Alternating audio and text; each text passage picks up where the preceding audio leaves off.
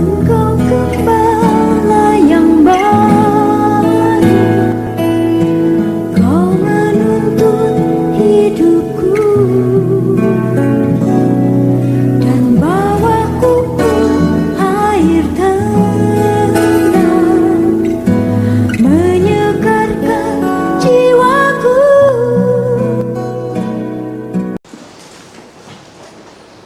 Puji Tuhan. Selamat malam, salam sejahtera dan bahagia kiranya memenuhi kehidupan kita dan perhimpunan tempat ibadah ini. Puji Tuhan, kita bersyukur kepada Tuhan oleh karena kemurahan Tuhan kita diizinkan untuk menjalankan, mengusahakan dan memelihara ibadah pendalaman Alkitab disertai dengan perjamuan suci. Puji Tuhan. Saya juga tidak lupa menyapa anak-anak Tuhan, umat Tuhan, hamba-hamba Tuhan yang sedang mengikuti pemberitaan firman Tuhan lewat live streaming video internet YouTube Facebook dimanapun Anda berada. Kiranya Tuhan memberkati kita, dan selanjutnya mari kita mohon kemurahan Tuhan supaya Tuhan membukakan firman-Nya bagi kita sehingga ibadah ini betul-betul mengandung kuasa dan mengandung kuasa baik untuk masa sekarang dan masa yang akan datang. Janjinya juga baik berlaku bagi kita untuk masa sekarang dan masa yang akan datang. Di atas segalanya nama Tuhan dipermuliakan. Puji Tuhan. Baik, segera kita memperhatikan firman penggembalaan untuk ibadah pendalaman Alkitab yang disertai dengan perjamuan suci. Dari Rut pasal yang kedua ayat yang ke-10, demikian firman Tuhan. Lalu sujudlah Rut menyembah dengan mukanya sampai ke tanah dan berkata kepadanya, kepada Boaz, mengapakah aku mendapat belas kasihan daripadamu sehingga Tuhan memperhatikan aku, padahal aku ini seorang asing?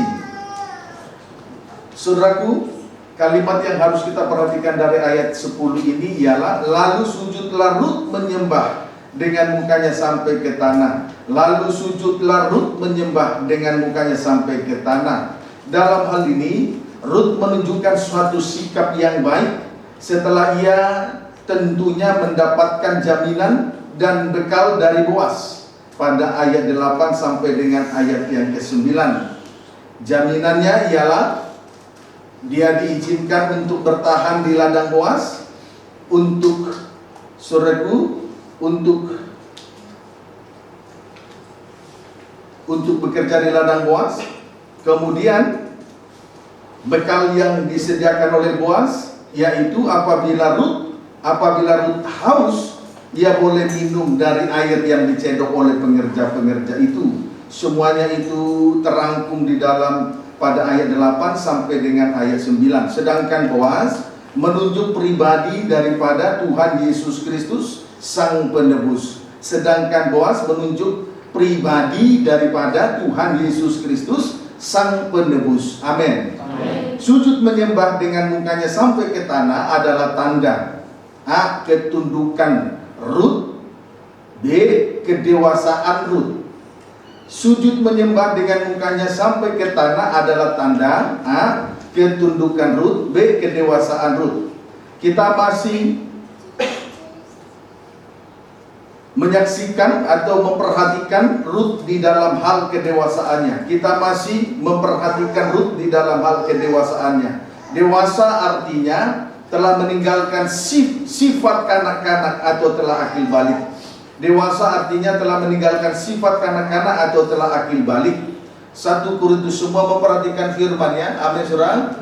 Puji Tuhan. Dewasa artinya telah meninggalkan sifat kanak-kanak itu atau telah akil balik. 1 Korintus 13 ayat 10 sampai 11. 1 Korintus pasal 10 ayat yang ke-11. Demikian firman Tuhan.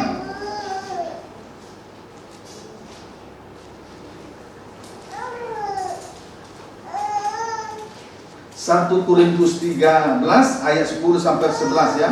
1 Korintus 13 ayat 10 sampai 11, demikian firman Tuhan.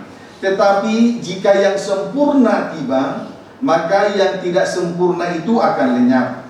Ketika aku kanak-kanak, selanjutnya Rasul Paulus berkata kepada sidang jemaat di Korintus, ketika aku kanak-kanak, aku berkata seperti kanak-kanak, aku merasa seperti kanak-kanak, aku berpikir seperti kanak-kanak. Sekarang sesudah aku menjadi dewasa, aku meninggalkan sifat kanak-kanak itu.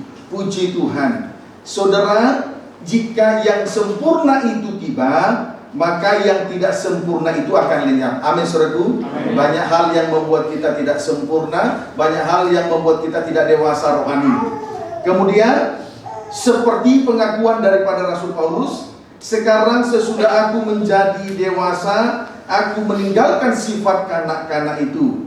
Selanjutnya, seperti pengakuan dari Rasul Paulus, sekarang sesudah aku menjadi dewasa, aku meninggalkan sifat kanak-kanak itu. Adapun sifat kanak-kanak yang dimaksud ialah: 1. Berkata-kata seperti kanak-kanak. 2. Merasa seperti kanak-kanak. 3. Bersifat seperti kanak-kanak. Saya ulangi, adapun sifat kanak-kanak yang dimaksud di sini ialah: 1. Berkata-kata seperti kanak-kanak, merasa seperti kanak-kanak, bersifat seperti kanak-kanak. Puji Tuhan. Haleluya. Contoh, sekarang kita akan melihat contoh berpikir seperti kanak-kanak. Contoh berpikir seperti kanak-kanak. Segera saja kita memperhatikan 1 Korintus pasal 13 ayat yang ketiga. Demikian firman Tuhan: dan sekalipun aku membagi-bagikan segala sesuatu yang ada padaku, bahkan menyerahkan tubuhku untuk dibakar, tetapi jika aku tidak mempunyai kasih, sedikit pun tidak ada faedahnya.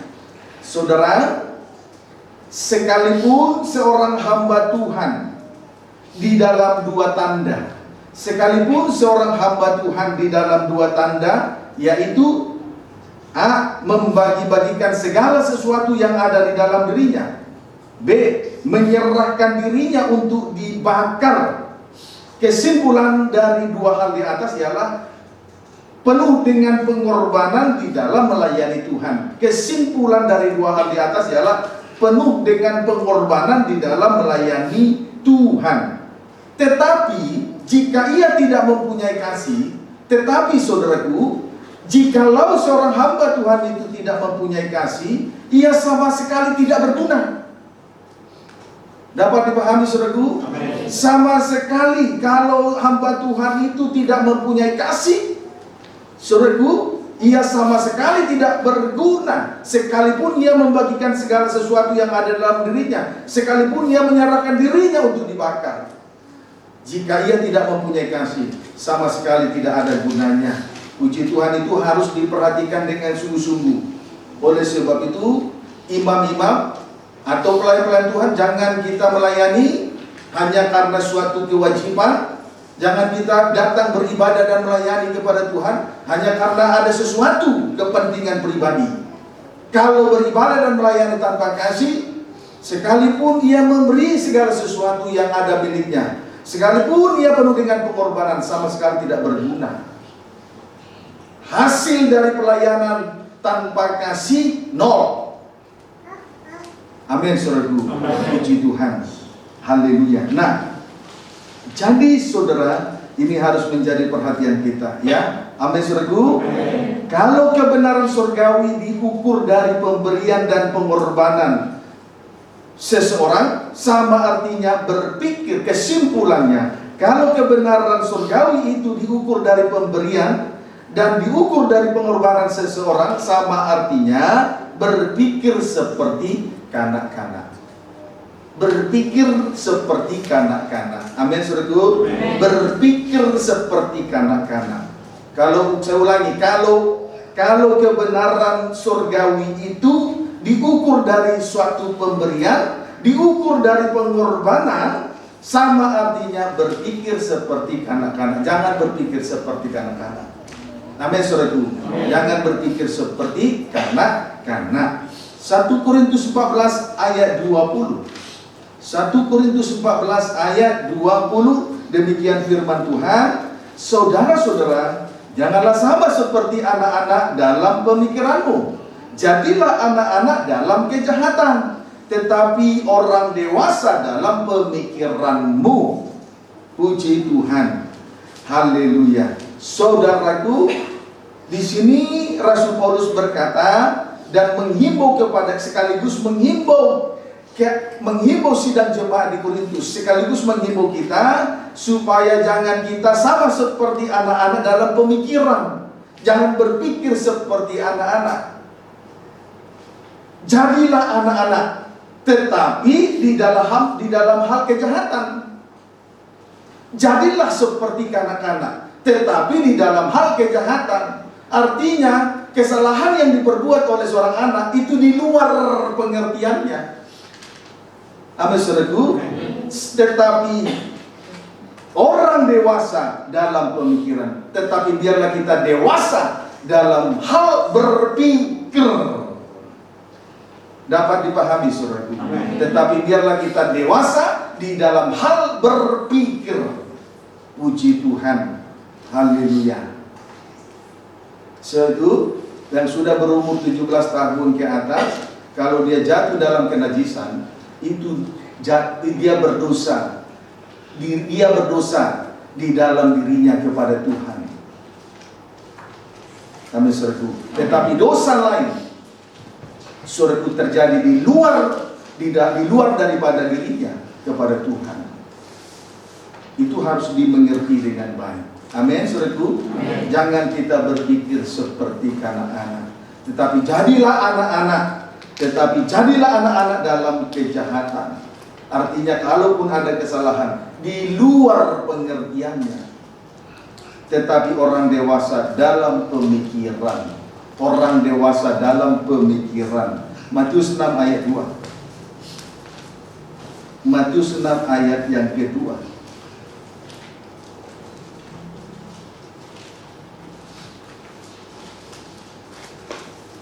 Pembacaan dimulai dari ayat 1. Hal memberi sedekah. Ingatlah, jangan kamu melakukan kewajiban agamamu di hadapan orang supaya dilihat mereka. Karena jika demikian, kamu tidak beroleh upah dari Bapamu yang di surga. Jadi, apabila engkau memberi sedekah, janganlah engkau mencanangkan hal itu seperti yang dilakukan orang munafik di rumah-rumah ibadat dan di lorong-lorong, supaya mereka dipuji orang. Aku berkata kepadamu, sesungguhnya mereka sudah mendapat upahnya. Puji Tuhan. Saudara, orang-orang munafik memberi suatu pemberian di rumah-rumah ibadat dan di jalan-jalan. Orang-orang munafik suka memberi suatu pemberian di rumah-rumah ibadat dan di jalan-jalan. Puji Tuhan. Haleluya. Itu orang munafik. Berarti menunjukkan bahwa mereka berpikir seperti kanak-kanak. Menunjukkan bahwa mereka berpikir seperti kanak-kanak. Tujuan dan maksud hati mereka memberi suatu pemberian itu ialah supaya mereka dipuji orang, atau mereka mencari pujian dari orang lain. Tujuan mereka memberi suatu pemberian itu tidak lain tidak bukan adalah supaya mereka dipuji orang atau mencari pujian dari orang lain.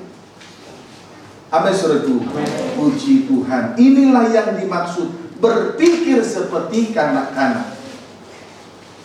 Jadi orang yang mencari pujian itu memberi untuk mencari pujian bersama, artinya menunjukkan bahwa ia berpikir seperti kanak-kanak, belum dewasa secara rohani. Kiranya dapat dipahami dengan baik. Puji Tuhan. Haleluya. Nah, Matius pasal 9 ayat 1 sampai 3. Biarlah kita berpikir, biarlah kita menjadi sama seperti anak-anak dalam kejahatannya, tetapi orang dewasa di dalam hal berpikir. Tetapi orang dewasa di dalam hal berpikir. Kiranya dapat dipahami dengan baik. Saya ulangi, saya tandaskan. Perhatikan ke sini, Debbie. Gak usah kau perhatikan orang lain. Perhatikan firman. Jadilah anak-anak di dalam hal kejahatan, menjadi orang dewasa di dalam hal berpikir. Amin. Puji Jangan berpikir seperti kanak-kanak, seperti orang munafik tadi, memberi sedekah di rumah-rumah ibadat, di jalan-jalan dengan satu tujuan supaya mereka dipuji oleh orang lain. Itu berpikir seperti kanak-kanak. Puji Tuhan. Matius 9 ayat 1 sampai dengan ayat 3. Matius 9 ayat 1 sampai dengan ayat 3. Demikian firman Tuhan. Orang lumpuh disembuhkan. Temanya orang lumpuh disembuhkan. Ayat 1. Sesudah itu naiklah Yesus ke dalam perahu, lalu menyeberang, kemudian sampailah ia ke kotanya sendiri. Puji Tuhan. Itulah Yudea, Galilea, Nazaret. Ayat 2. Maka dibawa oranglah kepadanya seorang lumpuh yang terbaring di tempat tidurnya. Ketika Yesus melihat iman mereka, berkatalah ia kepada orang lumpuh itu, percayalah, hai anakku, dosamu sudah diampuni. Maka berkatalah beberapa orang ahli Taurat dalam hatinya, ia menghujat Allah. Puji Tuhan.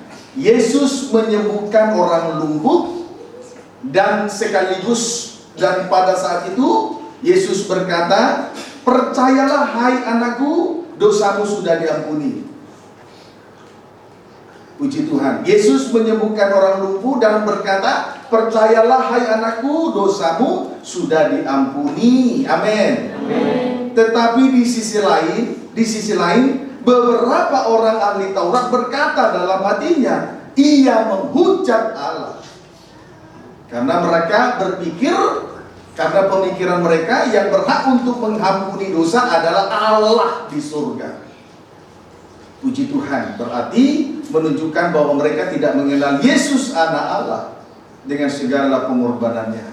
Amin, saudaraku. Puji Tuhan. Ayat 4 sampai ayat yang kelima. Demikian firman Tuhan. Tetapi Yesus mengetahui pikiran mereka, lalu berkata, mengapa kamu memikirkan hal-hal yang jahat di dalam hatimu? Manakah lebih mudah mengatakan dosamu sudah diampuni, atau mengatakan bangunlah dan berjalanlah? Puji Tuhan. Karena Yesus mengetahui pikiran mereka, berkatalah ia.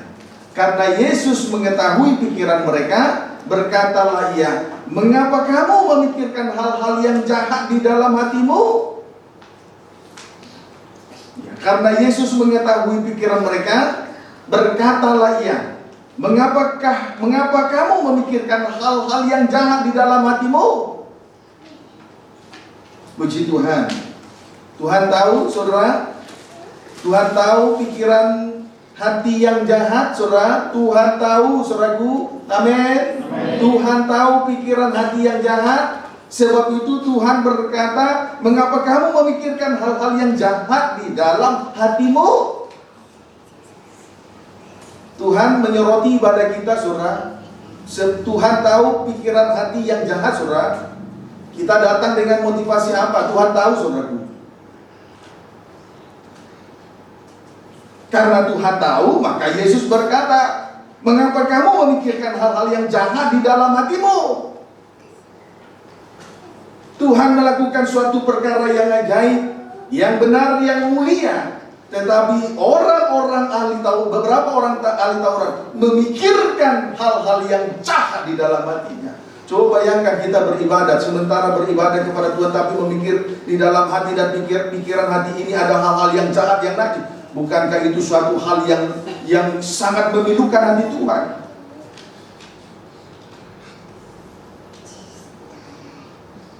Sebab itu di atas tadi sudah dinyatakan, jangan berpikir seperti kanak-kanak. Kiranya dapat dipahami. Haleluya. Puji Tuhan. Puji Tuhan. Nah, Yesus kembali berkata kepada mereka, manakah yang lebih mudah mengatakan dosamu sudah diampuni, atau mengatakan bangunlah dan berjalanlah? Selanjutnya Yesus berkata, manakah yang lebih mudah mengatakan dosamu sudah diampuni, atau mengatakan bangunlah dan berjalanlah? Puji Tuhan. Perlu untuk diketahui, kita akan lebih mudah berjalan dan melangkah di dalam Tuhan jika dosa sudah diampuni. Amin. Puji Tuhan. Kita akan lebih mudah berjalan dan melangkah di dalam Tuhan jika dosa sudah diampuni. Sebaliknya akan terasa sulit dan susah untuk berjalan dan melangkah atau beribadah dan melayani pekerjaan Tuhan jika dosa-dosa belum diampuni Tuhan. Akan terasa sulit sekali melangkah dan berjalan melayani pekerjaan Tuhan. Kalau dosa itu masih berakar, kenajisan masih berakar, kejahatan masih berakar, akan terasa sulit melayani pekerjaan Tuhan. Itu persamaan. Manakah lebih mudah mengatakan dosamu sudah diampuni dan berkata bangunlah dan berjalanlah. Puji Tuhan.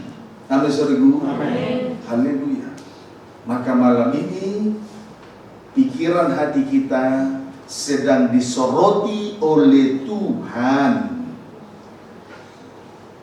supaya dengan mudah kita melangkah dan berjalan di dalam Tuhan, supaya dengan mudah kita beribadah dan melayani pekerjaan Tuhan.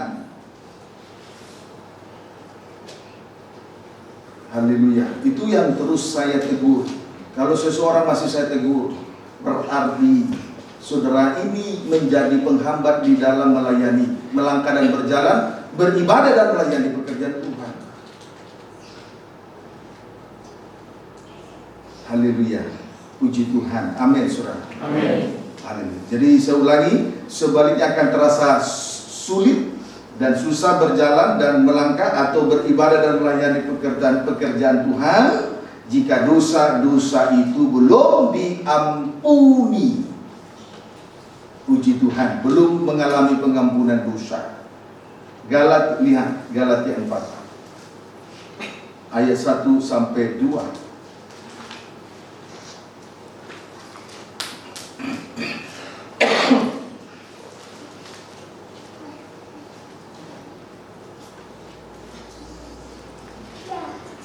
Minum dulu ya.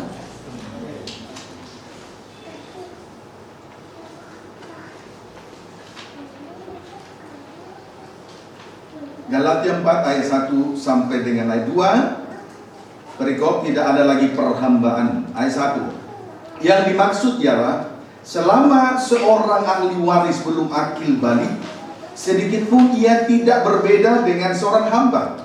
Sungguh pun ia adalah tuan dari segala sesuatu, tetapi ia berada di bawah perwalian dan pengawasan sampai pada saat yang telah ditentukan oleh bapaknya. Selama seorang ahli waris belum akil balik, sedikit pun ia tidak berbeda dengan seorang hamba. Selama seorang ahli waris belum akil balik atau belum dewasa rohani, masih mempertahankan sifat kanak-kanak itu, sedikit pun ia tidak berbeda dengan seorang hamba. Jadi kanak-kanak rohani, kalau masih kanak-kanak secara rohani, ia tidak berbeda dengan seorang hamba. Hamba yang dimaksud di sini menunjuk budak dosa.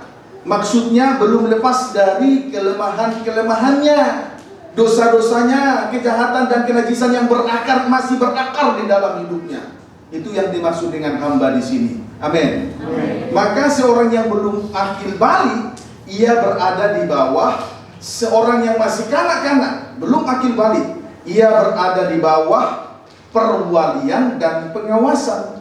Saya ulangi ayat yang kedua. Tetapi ia berada di bawah perwalian dan pengawasan.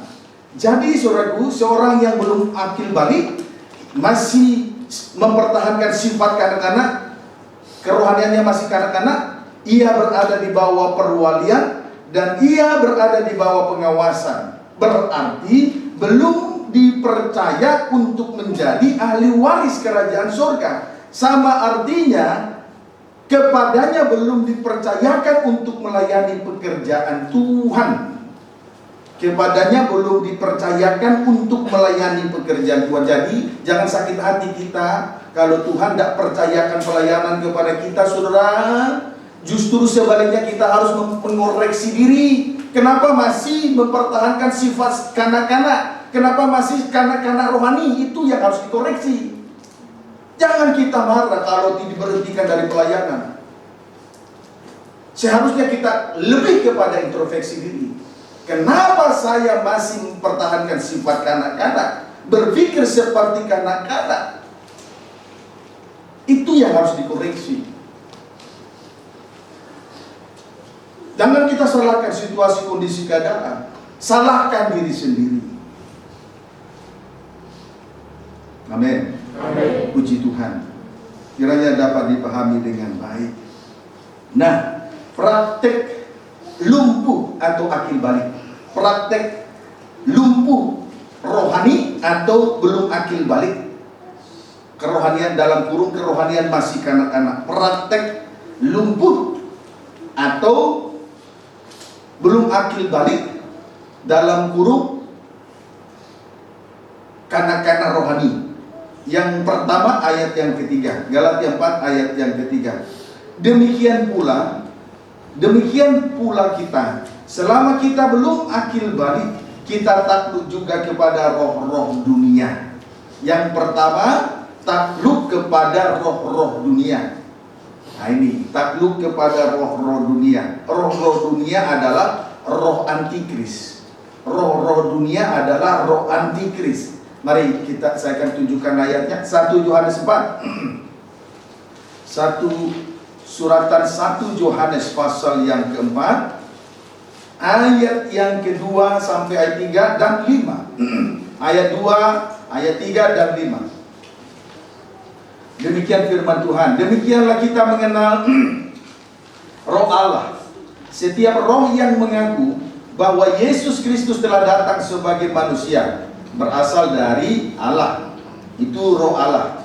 Dan setiap roh yang tidak mengaku Yesus tidak berasal dari Allah. Roh itu adalah roh antikristus. Dan tentang dia telah kamu dengar bahwa ia akan datang. Dan sekarang ini ia sudah ada di dalam dunia.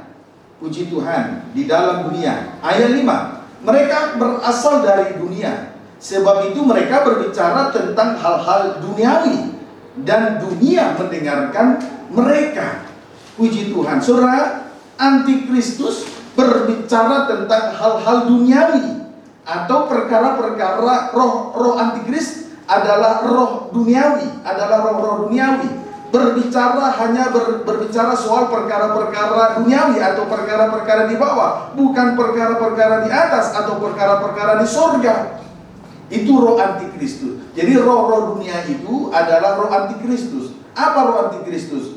Berbicara hanya sibuk dengan soal-soal duniawi, yaitu perkara-perkara di bawah, perkara-perkara lahiriah, bukan perkara di atas, perkara rohani, bukan perkara surgawi. Itu roh-roh duniawi. Puji Tuhan. Amin saudaraku.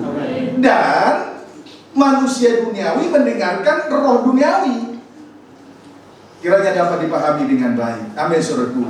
Kalau dia berasal dari dunia, pasti dia suka dengan roh antikris, roh-roh duniawi. Dia tidak suka mendengarkan pemberitaan firman tentang salib. Itulah roh-roh dunia. Puji Tuhan. Roh-roh dunia itulah roh antikris. Berbicara soal duniawi atau perkara-perkara di bawah, perkara lahiriah, bukan perkara di atas, perkara rohani, perkara surgawi. Bersyukur, kita patut bersyukur kalau sampai pada saat ini kita berada di tengah-tengah tata kasih karunia. Berarti menunjukkan bahwa kita masih memikirkan perkara rohani, perkara di atas. Amin. Puji Tuhan. Haleluya. Sekarang yang kedua, saya tidak terlalu panjang di dalam hal itu. Kemudian tadi praktik lumpuh atau belum akil balik dalam kurung kanak-kanak rohani. Yang kedua, kita kembali membaca Galatia 4 ayat yang ke-4 dan 5. Tetapi setelah genap waktunya, Maka Allah mengutus anaknya yang lahir dari seorang perempuan dan takluk kepada hukum Taurat. Ia diutus untuk menebus mereka yang takluk kepada hukum Taurat, supaya kita diterima menjadi anak. Yang kedua, takluk kepada hukum Taurat. Ya. Jadi yang menyebabkan terjadinya kelumpuhan, yang kedua, takluk kepada hukum Taurat. Amin. Hukum Taurat disebut juga dengan perjanjian yang pertama, berarti bersifat lahiriah. Itu perjanjian yang pertama itu bersifat lahiriah. Amin. Dengan lain kata, menjalankan ibadah pelayanan secara lahiriah. Dengan lain kata, menjalankan ibadah pelayanan secara lahiriah. Misalnya, mulut memuliakan Tuhan. Misalnya mulut memuliakan Tuhan, tetapi hatinya jauh dari Tuhan. Sama artinya, tubuh jasmaninya dipersembahkan kepada Tuhan di tengah ibadah ini, tetapi manusia batinianya tidak dipersembahkan kepada Tuhan. Itu ibadah lahiriah. Dapat dipahami saudaraku? Jadi ibadah lahiriah itu atau pelayanan yang bersifat lahiriah, misalnya mulut memuliakan Tuhan, tetapi hatinya jauh dari Tuhan. Sama artinya tubuh jasmaninya dipersembahkan kepada Tuhan di tengah ibadah pelayanan ini, tetapi manusia batinianya tidak dipersembahkan kepada Tuhan. Amin. Sedangkan kelemahan dari hukum Taurat ada dua. Satu, menunjuk-nunjuk dosa, artinya suka mengungkit-ungkit kesalahan orang lain. Menunjuk-nunjuk dosa sama artinya mengungkit-ungkit kesalahan orang lain. Dosa masa lalu selalu diungkit-ungkit. Itu kelemahan kalau menjalankan ibadah Taurat, ibadah lahiriah. Dua, tidak dapat mengampuni dosa. Maka itu sebabnya ini menunjuk kepada orang yang masih dikuasai oleh roh akar pahit. Orang kalau sudah kepahitan itu sudah berakar, orang semacam ini sangat sukar sekali untuk mengampuni dosa orang lain. Menunjukkan bahwa dia masih menjalankan ibadah Taurat, ibadah lahiriah. Nah, ini juga menyebabkan atau menimbulkan terjadinya kelumpuhan. Tidak dapat berjalan, melangkah atau beribadah dan melayani pekerjaan Tuhan. Ini penyebab yang kedua. Yang ketiga, ayat 8. Dahulu ketika kamu tidak mengenal Allah, kamu memperhambakan diri kepada Allah-Allah yang pada hakikatnya bukan Allah. Memperhambakan diri kepada Allah-Allah yang pada hakikatnya bukan Allah. Pendeknya hidup di dalam penyembahan berhala. Hidup di dalam penyembahan berhala. Berhala artinya satu, segala sesuatu yang melebihi dari Tuhan. Berhala artinya satu, segala sesuatu yang melebihi dari Tuhan. Misalnya, meninggalkan ibadah dan pelayanan karena pekerjaan, karena kesibukan-kesibukan, dan karena perkara lahiriah lainnya. Itu berhala, ya. Amin, saudara. Amin. B, kekerasan di hati. Kekerasan di hati ini digambarkan seperti tanah berbatu-batu. Tanahnya sedikit sekali, sehingga ketika benih itu ditaburkan, dia tumbuh tapi tidak berakar. Kerugiannya, saudara, ketika ada pencobaan, dia segera murtad, tinggalkan ibadah dan pelayanan. Amin, saudaraku. Puji Tuhan. Nah, itu berhala itu. Itu berhala. Kekerasan hati itu berhala. Jadi walaupun kita tidak mendirikan patung dan arca di rumah kita masing-masing sebagai sesembahan, kekerasan hati itu disebut juga dengan penyembahan berhala. Contoh kekerasan hati digambarkan seperti tanah berbatu-batu. Tanah berbatu-batu berarti tanahnya sedikit. Orang semacam ini senang sekali dengar firman, tetapi firman itu tidak berakar di hatinya. dia hanya bertumbuh sebentar. Sehingga ketika ada ujian, dia segera murtad saja, berubah. Cepat sekali berubah. Masih ada cepat berubah di sini. Baru dengar firman, menangis. Senang sekali sampai menangis.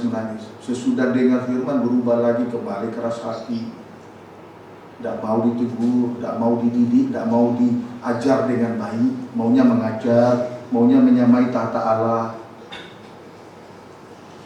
Ya, banyak berubah ya, amin. Banyak berubah Pak Berita.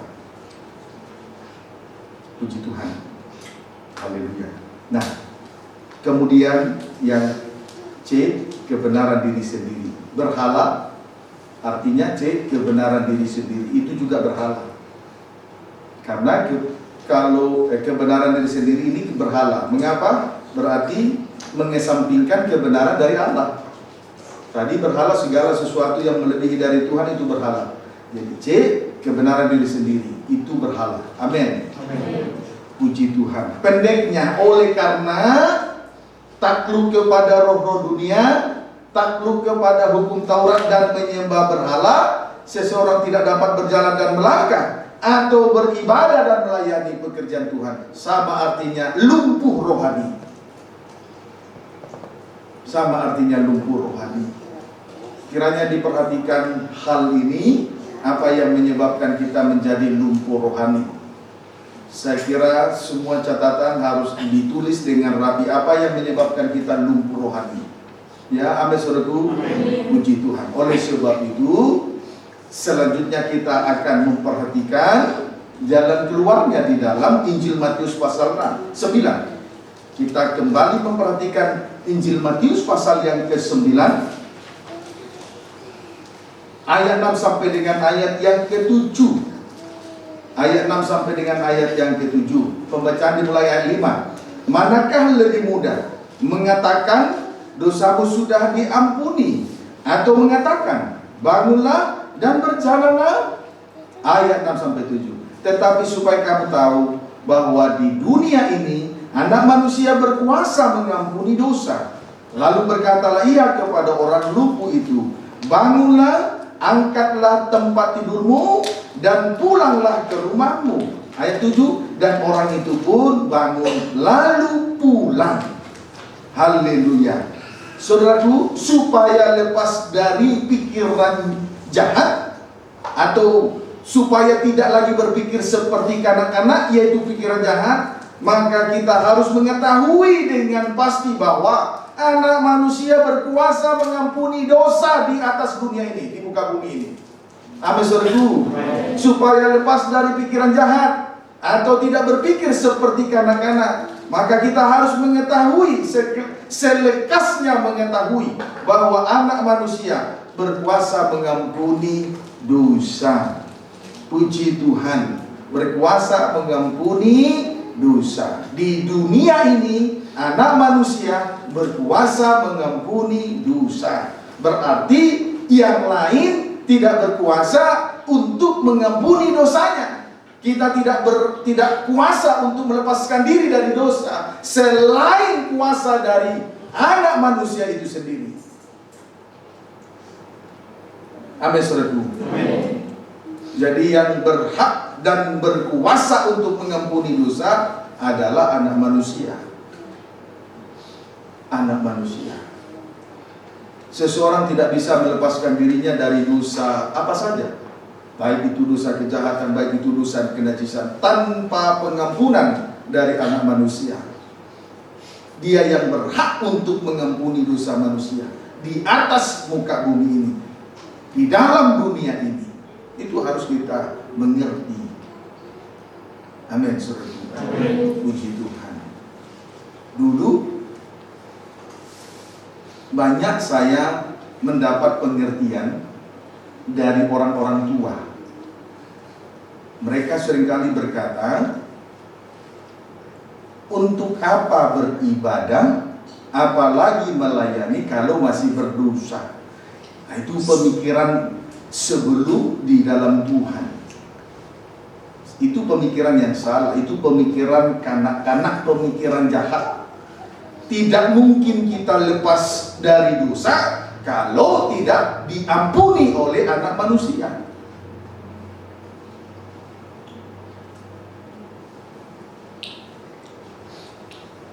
Sebab itu, saat kita beribadah dan melayani kepada Tuhan, disebut berdiri di atas tahta kasih karunia. Jadi ibadah pelayanan ini, lewat ibadah pelayanan ini, jadi ibadah pelayanan ini merupakan sarana yang efektif untuk kita boleh mendapat pengampunan dari Tuhan. Amin. Amin. Puji Tuhan. Haleluya. Kiranya dapat dipahami dengan baik. Puji Tuhan. Jadi Yesus memberitahukan tadi, Yesus berkata Yesus berkata, kita harus mengetahui bahwa anak manusia berkuasa mengampuni dosa. Yesus memberitahukan hal itu kepada beberapa orang ahli Taurat. Yesus memberitahukan hal itu dengan jelas kepada beberapa orang ahli Taurat. Puji Tuhan. Haleluya. Praktek dosa sudah diampuni. Praktek dosa sudah diampuni. Praktek dosa sudah diampuni, garis atau disembuhkan dari kelumpuhan. Yesus berkata kepada orang lumpuh, bangunlah, angkatlah tempat tidurmu, dan pulanglah ke rumahmu. Bangunlah, angkatlah tempat tidurmu, dan pulanglah ke rumahmu. Puji Tuhan. Haleluya. Kiranya dapat dipahami. Dan orang itu pun bangun lalu pulang. Haleluya. Lalu orang itu pun bangun dan orang itu pun bangun lalu pulang. Jadi praktek dosa sudah diampuni atau sembuh dari kelumpuhan. Yesus berkata kepada orang lumpuh itu, bangunlah, angkatlah tempat tidurmu, dan pulanglah ke rumahmu. Puji Tuhan. Haleluya. Mari kita perhatikan itu di dalam Injil Matius pasal 16. Injil Matius pasal 16 ayat 21 sampai dengan ayat 23. Demikian firman Tuhan. Judulnya pemberitahuan pertama tentang penderitaan Yesus dan syarat-syarat mengikuti Dia. Ayat 21. Sejak waktu itu Yesus mulai menyatakan kepada murid-muridnya bahwa Ia harus pergi ke Yerusalem dan menanggung banyak penderitaan dari pihak tua-tua, imam-imam kepala, dan ahli-ahli Taurat, lalu dibunuh dan dibangkitkan pada hari ketiga. Tetapi Petrus menarik Yesus ke samping dan menegur Dia. Katanya, Tuhan, kiranya Allah menjauhkan hal itu. Hal itu sekali-kali takkan menimpa Engkau. Ayat 23, maka Yesus berpaling dan berkata kepada Petrus, enyahlah iblis, engkau suatu batu sandungan bagiku, sebab engkau bukan memikirkan apa yang dipikirkan Allah, melainkan apa yang dipikirkan manusia. Di sini kita melihat Simon Petrus menolak pengalaman salib, sengsara salib. Mengapa? Karena dia memikirkan apa yang dipikirkan oleh manusia, bukan memikirkan apa yang dipikirkan oleh Allah.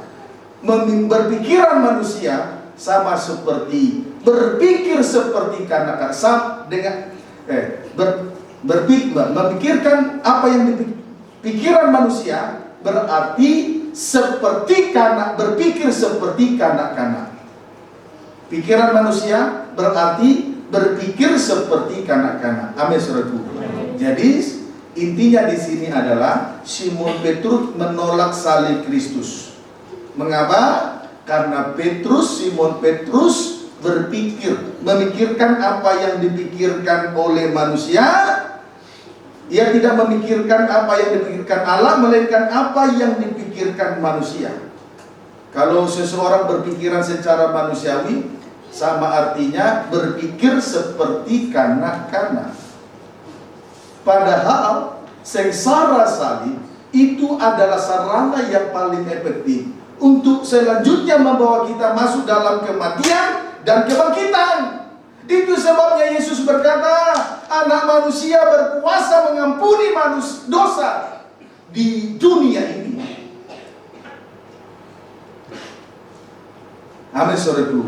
Itu sebabnya Yesus berkata di atas tadi, Anak Manusia berkuasa untuk mengampuni dosa manusia di dunia ini, di atas dunia ini, di dalam dunia ini. Kiranya dapat dipahami dengan baik. Kalau dosa sudah diampuni lewat pengalaman salib ini, maka terjadi pengalaman lewat salib ini, ada pengalaman kematian. Dia dibunuh, mati, lalu di atas kayu salib, lalu hari ketiga dia bangkit. Amin, saudaraku. Kematian Yesus adalah kematian terhadap dosa. Amin. Kemudian kebangkitan Yesus adalah kebangkitan untuk hidup benar di hadapan Tuhan. Hidup benar di hadapan Tuhan berarti melayani Tuhan di dalam roh, di dalam kesucian, oleh kuasa roh Allah, oleh roh suci, melayani Tuhan oleh karena kuasa roh suci. Amin, saudaraku. Itu kebangkitan.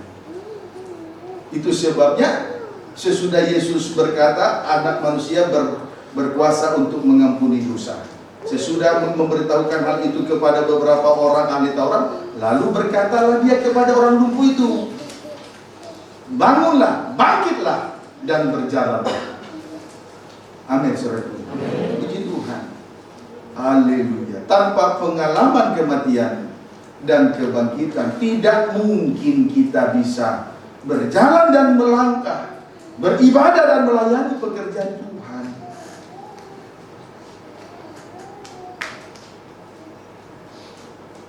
Dapat dipahami, saudara? Puji Tuhan. Haleluya. Haleluya. Jadi, saudaraku, hanya Anak Manusia yang berkuasa untuk mengampuni dosa manusia di dalam dunia ini. Amin, saudara. Kalau kita bandingkan dengan Simon Petrus tadi, Yesus memberitahukan penderitaan yang pertama kepada Simon Petrus, tetapi Simon Petrus menolak. Mengapa? Menolak salib Kristus. Mengapa? Karena dia masih berpikiran manusiawi, berpikir seperti kanak-kanak. Ia belum berpikir dewasa. Dia belum memiliki pikiran Allah. Amin, saudaraku. Padahal, saudaraku, Anak Manusia, jadi betul sekali Yesus Anak Allah, dia harus mati, terbunuh di atas kayu salib, hari ketiga dia bangkit. Kematian Yesus adalah kematian terhadap dosa. Kebangkitan Yesus adalah kebangkitan di dalam kebenaran di hadapan Allah. Kita melayani dengan suasana kebangkitan, berarti hidup di dalam roh suci. Amin, saudaraku. Puji Tuhan. Hidup di dalam roh suci. Kiranya dapat dipahami dengan baik. Jadi sudah jelas sekali dari Matius pasal 9 dengan Injil Matius pasal 16 ayat 21 sampai 23 sudah cukup membuktikan pernyataan Yesus yang mengatakan Anak Manusia berkuasa untuk mengampuni dosa dunia. Amin. Puji Tuhan. Sesudah ia memberitahukan hal itu kepada beberapa orang ahli Taurat, dia berkata kepada orang lumpuh, bangkitlah, bangunlah atau bangkitlah dan berjalanlah. Puji Tuhan. Lalu orang lumpuh itu pulang ke rumahnya. Coba kita bandingkan dalam Yesaya pasal yang ke-14. sejenak kita adakan perbandingan dengan Yesaya 14 ayat 16 sampai dengan ayat 17.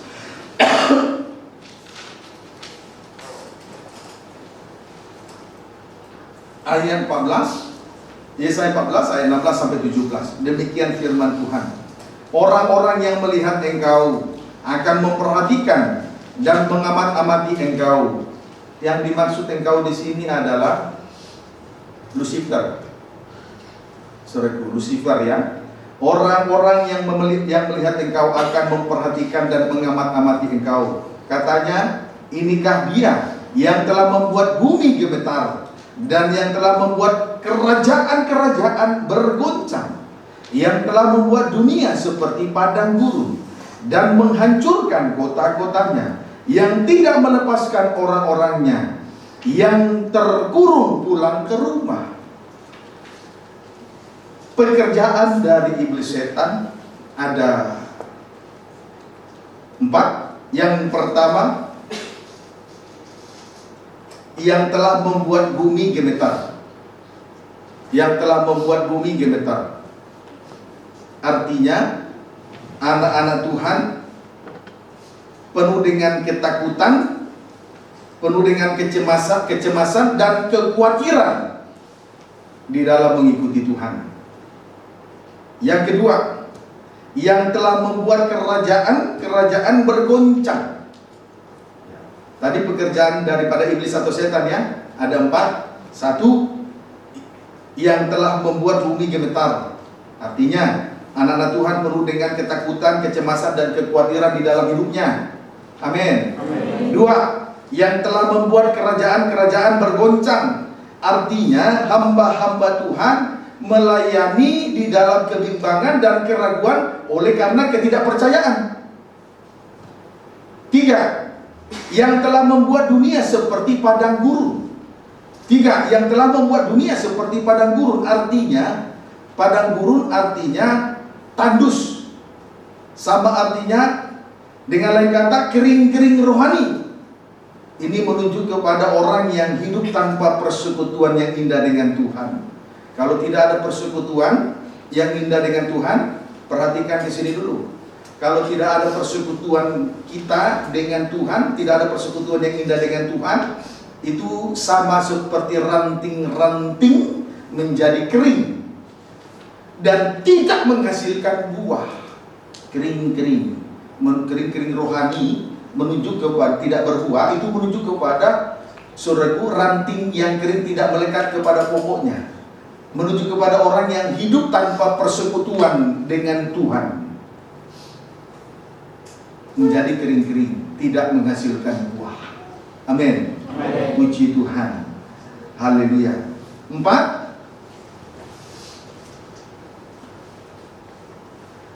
menghancurkan kota-kotanya. Oh, yang ketiga ya. Oh, yang keempat, menghancurkan kota-kotanya. 4, menghancurkan. Jadi pekerjaan iblis setan ada 5 tadi ya. Sekarang yang 4, menghancurkan kota-kotanya. Artinya ibadah dan pelayanan berhenti. Tidak ada lagi keramaian kota, berarti sama artinya menghancurkan kota-kotanya. Tidak ada lagi ibadah dan pelayanan. Puji Tuhan. Haleluya. Orang kalau seseorang tidak hidup di dalam, kalau jauh dari ibadah, tidak ada lagi keramaian kota, tidak berada di dalam keramaian kota, sebetulnya itu sudah digambarkan seperti itu sama artinya hidup yang hancur, hidupnya sudah hancur. Kalau tidak berada dalam keramaian kota, tidak ada di tengah-tengah ibadah dan pelayanan, hidupnya hancur. Amin, saudaraku. Puji Tuhan. 5, pekerjaan iblis atau setan yang kelima. 5, yang tidak melepaskan orang-orangnya, yang terkurung pulang ke rumahnya. Yang tidak melepaskan orang-orangnya, yang terkurung pulang ke rumah. Terkurung pulang ke rumah. Tidak melepaskan orang-orangnya, yang terkurung pulang ke rumah. Puji Tuhan. Artinya, terikat dan terbelenggu dosa, sehingga ibadah dan pelayanannya menjadi lumpuh total. Terikat dengan dosa, ya, tidak terlepas dari dosa, sehingga ibadah dan pelayanan menjadi lumpuh total. Amin, saudaraku. Puji Tuhan. Nah, saudara, kita bersyukur kalau kita sekarang, saudaraku, bebas dari dosa, baik dosa karena pengaruh dunia, baik dosa karena keinginan daging, baik itu dosa karena saudara pekerjaan iblis atau setan. Saudaraku, kalau kita lepas dari itu, maka tentu kita akan terikat dengan Tuhan, terikat dengan roh Tuhan. Amin, saudaraku. Sebab itu jangan menginginkan diri untuk membebaskan diri dari pelayanan roh ini. Jangan melepaskan diri dari ikatan roh, dari pelayanan roh, untuk menginginkan kebebasan dosa, kebebasan dunia. Yang dosa karena dunia, karena setan, dan karena daging. Amin, saudaraku. Tapi biarlah kita lepas dari sana supaya terikat dengan roh Tuhan, pelayanan roh. Kiranya dapat dipahami dengan baik. Kalau tidak, akan lumpuh total. Akibatnya dia ada di tempat tidur saja. Ini menunjuk kepada dosa kawin dan mengawinkan. Akibatnya begitu. Tetapi puji Tuhan, Tuhan sendiri sudah berkata kepada beberapa orang ahli Taurat, anak manusia berkuasa untuk mengampuni dosa di dunia ini. Amin, saudaraku. Karena dia yang telah mati, hari ketiga bangkit. Dengan sengsara salib inilah orang lumpuh ini diampuni. Puji Tuhan. Itu sebabnya Yesus berkata, lebih mudah mengatakan dosamu diampuni daripada bangkitlah atau bangunlah dan berjalanlah. Puji Tuhan. Kiranya dapat dipahami dengan baik. Haleluya. Puji Tuhan. Haleluya. Lihatlah pekerjaan setan, betul-betul membuat pekerjaan Tuhan jadi lumpuh total. Dia tidak mau melepaskan seseorang dari ikatan dosa kejahatan dan dosa kenajisan. Saudara pikirkan waktu masih terikat dengan dosa, kita tidak bebas melayani Tuhan, pelayanan jadi lumpuh total, bahkan menjadi batu sandungan. Sampai hari ini karena dosa kenajisan, si Kaleb tidak beribadah. Puji Tuhan. Kalaupun dia berkata karena ini dan itu katanya. Kata Tuhan, dia masih terikat dengan kenajisan. Malu untuk mengungkapkan kedosa kejahatannya. Akhirnya lumpuh. Akibatnya apa? Ia berada di atas tempat tidur. Itu merujuk dosa kawin dan mengawinkan, dosa kenajisan. Hati-hati ya. Amin, saudaraku. Tapi kita bersyukur anak manusia berkuasa mengampuni dosa di dalam dunia ini. Haleluya. Puji Tuhan. Haleluya. Nah, saudara, sekarang kita akan memperhatikan Filipi pasal 4. Kembali kita dulu memperhatikan Matius 9. Ayat 7 sampai 8. Dan orang itu pun bangun lalu pulang. Maka orang banyak yang melihat hal itu takut lalu memuliakan Allah yang telah memberikan kuasa sedemikian itu kepada manusia. Akhirnya, saudaraku, yang lumpuh itu pun, orang lumpuh itu pun bangun lalu pulang. Tadi beda, waktu masih terikat dengan dosa, dia tidak dibiarkan pulang ke rumahnya, sehingga pekerjaan Tuhan lumpuh. Amin. Tidak ada di dalam rumah Tuhan, ini rumahnya.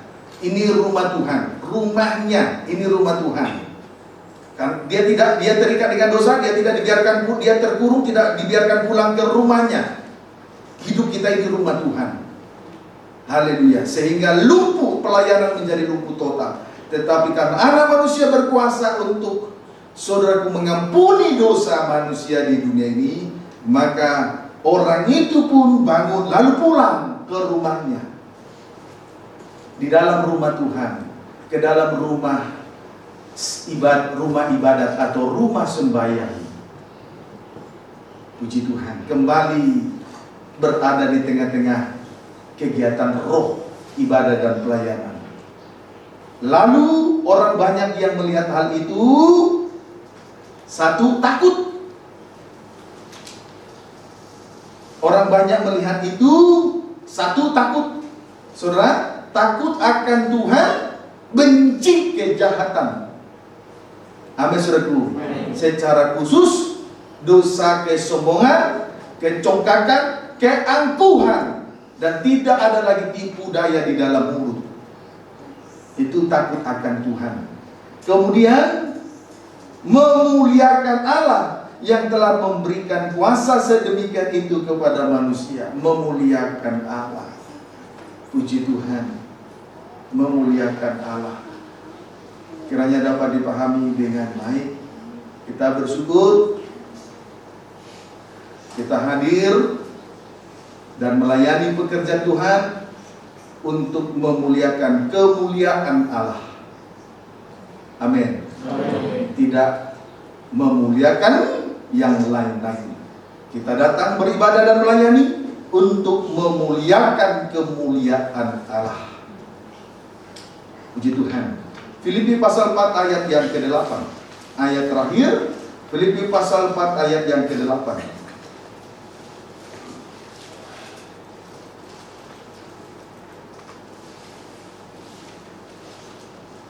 Ayat 1 sampai 4 terlebih dahulu, ayat 2 sampai 4 terlebih dahulu. Nasihat-nasihat terakhir. Euodia ku nasihati dan Sintike ku nasihati, supaya sehati sepikir dalam Tuhan. Amin. Bahkan ku minta kepadamu juga, Sunsugos, temanku yang setia, tolonglah mereka, karena mereka telah berjuang dengan aku dalam pekabaran Injil, bersama-sama dengan Clemens dan kawan-kawanku sekerja yang lain, yang nama-namanya tertulis dalam kitab kehidupan anak domba. Haleluya. Bersukacitalah senantiasa dalam Tuhan. Sekali lagi ku katakan, bersukacitalah. Perhatikan, ada 4 pribadi yang sudah tertulis dalam kitab kehidupan anak domba. 1 Euodia, 2 Sintike, 3 Sunsugos, 4 Clemens. Puji Tuhan, mereka setia di dalam melayani pekerjaan Tuhan, bergandengan tangan bersama-sama dengan Rasul Paulus, secara khusus melayani sidang jemaat di Filipi. Tetapi yang harus saya perhatikan, yang harus kita perhatikan di sini ayat 5 sampai 8. Hendaklah kebaikan hatimu diketahui semua orang. Tuhan sudah dekat. Amin.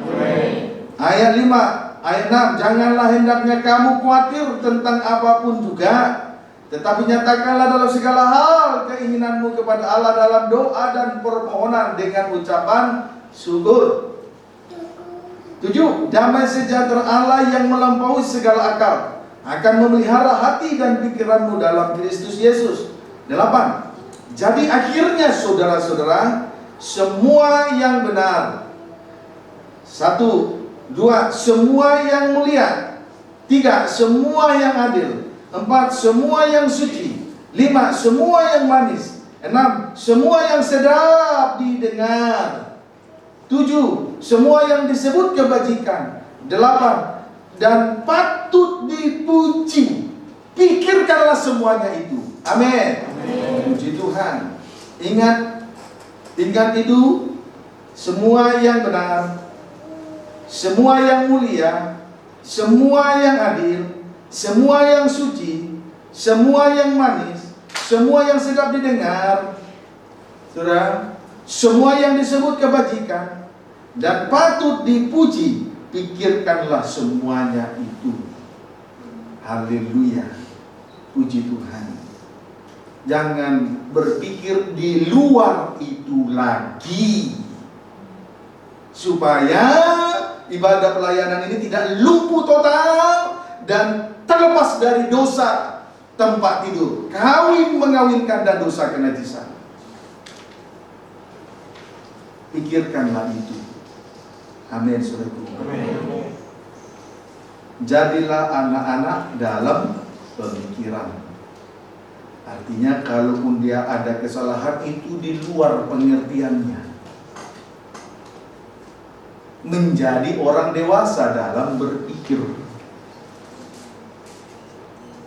Supaya hidup kita semua tidak hidup dalam, tidak sembrono.